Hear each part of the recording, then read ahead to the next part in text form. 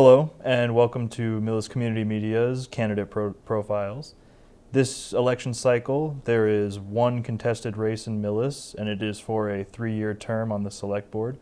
One of those candidates is with us now, Erin Underhill. Erin, thank you for joining us. Thank you for having me. And why don't you start with your 1-minute opening statement? Thank you. So my name's Erin Underhill, and I am running for re-election for the Select Board. I am currently chair of the Select Board and have served 2 terms so far. So I've been chair twice. I've really enjoyed serving the community in this capacity and hope to continue. I moved here in 2015 and went to my first town meeting and fell in love. And I decided to run for town moderator and became the first female town moderator for the town of Millis. So I served 2 terms doing that and then ran for Select Board and have served 2 terms on the Select Board. In addition to being on the Select Board, I also am a Millis Lion and I'm a Girl Scout leader for 3rd graders. All right, thank you. So getting into the questions now. So as you've campaigned, what's the #1 issue that you've been hearing from the residents, and what do you think is the best way to address it? I think the biggest issue is kind of twofold. I think it has to do with income and taxes as well as housing. I think that there is a real housing need in our community and we need to find a way to take some steps to address that. I happened to be at the town dump the other day and I met a gentleman who was saying that he felt he had maybe 1 more year left in Millis before he'd be forced to move.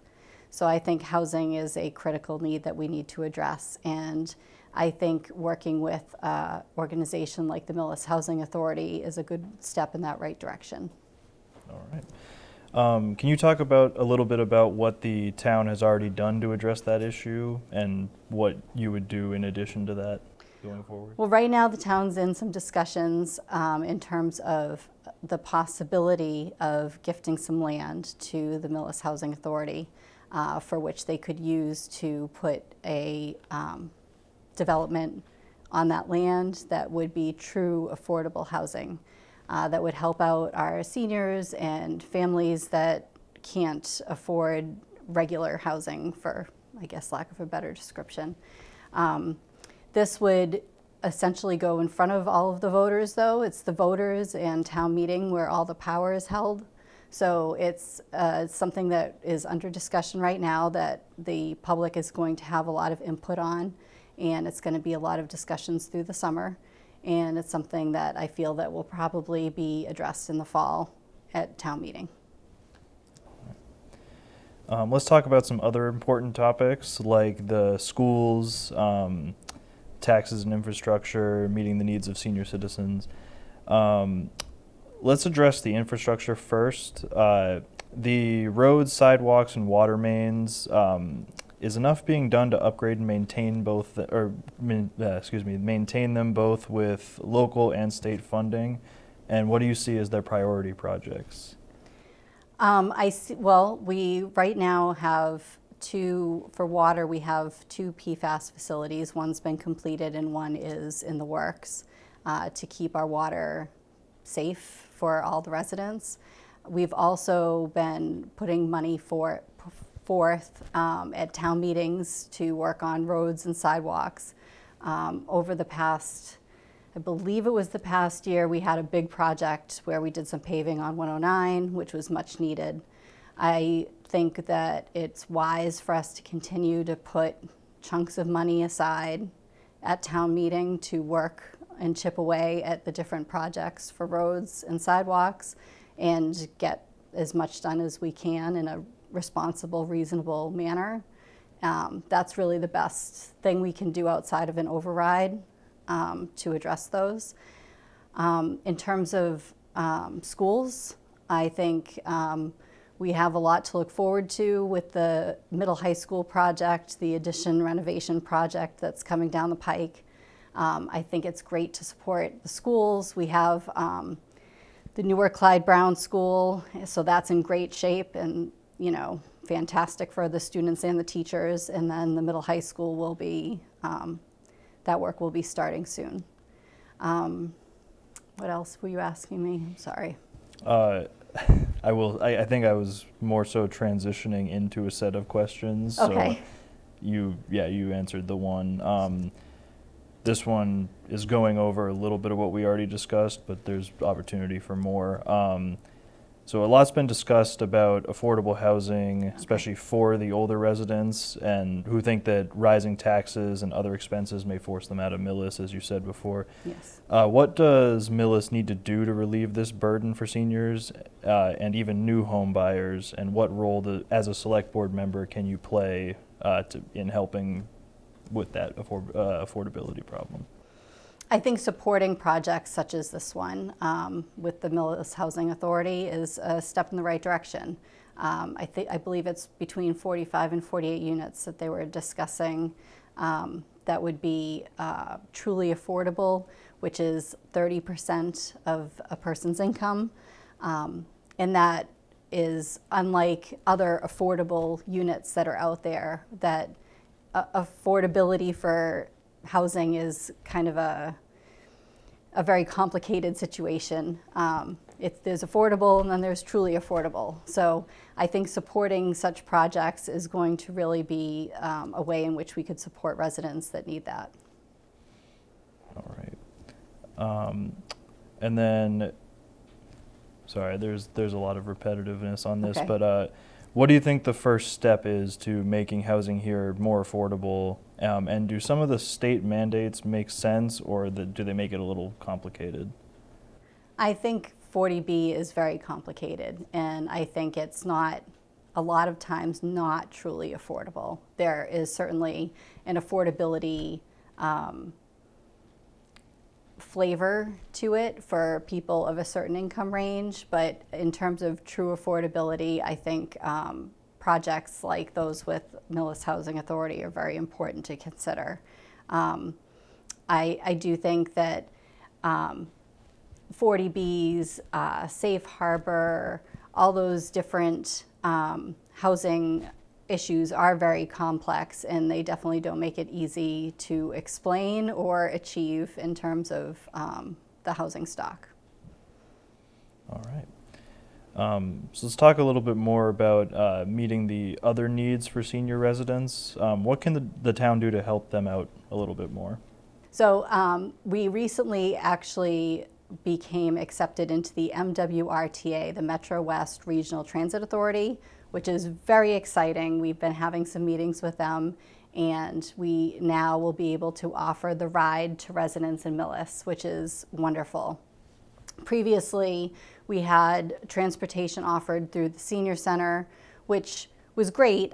They could offer transportation to seniors as well as some adults with disabilities to things like appointments, certain shopping, things like that. But now we're able to expand that, which is very exciting, and offer the ride. All right. So the town is investing in a major renovation for the middle high school. How do you think this is going to impact the community? I think it's going to be wonderful for the teachers and the students that will be in that building. I think it's much needed. I think the space that is currently being utilized is not adequate for the learning environment or working environment. So I think this is well overdue, and I think the opportunity that we have with the MSBA and the reimbursement amount is just a fantastic opportunity, and I'm very excited that we were able to get in on it. So what is your first priority once you begin the new term on the select board? I'd like to continue to increase transparency and communication. That's one of the biggest things that I want to continue to address. I think we've done a really great job with that. You know, we stream meetings now. We have our municipal moment. We are trying to engage the public on larger decisions and giving them a little bit more time to engage with us. When we have meetings, we allow people to publicly comment on agenda items. And if, you know, I want more exposure. So I want people to have a better understanding that if they want something to be addressed, that the opportunity exists that they could always ask for something to be placed on the agenda so that it could be a discussion point that people could participate in the process with. All right. And why do you want to serve on the board? Like, what do you bring to the board that people might not know about?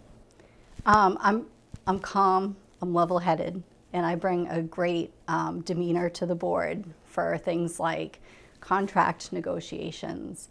I've negotiated contracts with all of our first responders, our fire, police, dispatch, fire chief, police chief, town administrator.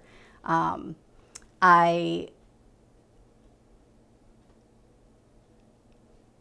sorry, I lost my train of thought. I lead a very organized meeting.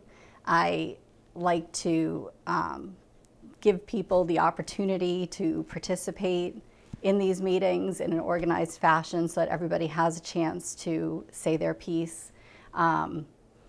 I feel that I still have a lot more to give, and I have a lot more to volunteer, and I'm not done yet. So I'd like a chance to continue to serve the town. All right. Well, thank you very much, Erin. Now let's move to your closing statement. Okay, thank you. So in closing, the town hasn't had an operational override in over a significant operational override in over 20 years. The town's done an excellent job in absorbing cost and services and providing high levels of services to the town. Even most recently, we've been requesting a new police officer to be added, which is going to be at this current town meeting. And we were able to do that. We used HCA funds from the marijuana dispensary, the HCA host community agreement funds, very wisely. And we were able to roll in most of all of that money and what that was used for into our budget in a very responsible manner.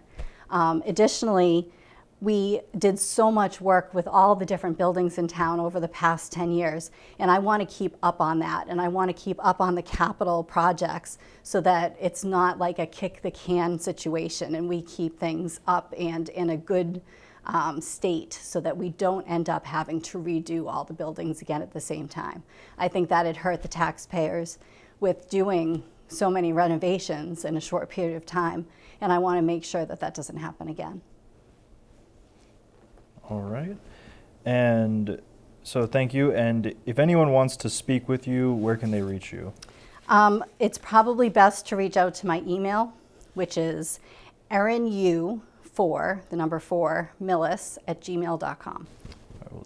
All right. Thanks, Erin. And remember, Election Day is Monday, May 11th. The polls open here at Town Hall at 7:30 a.m. and remain open until 8 p.m. Thank you for watching.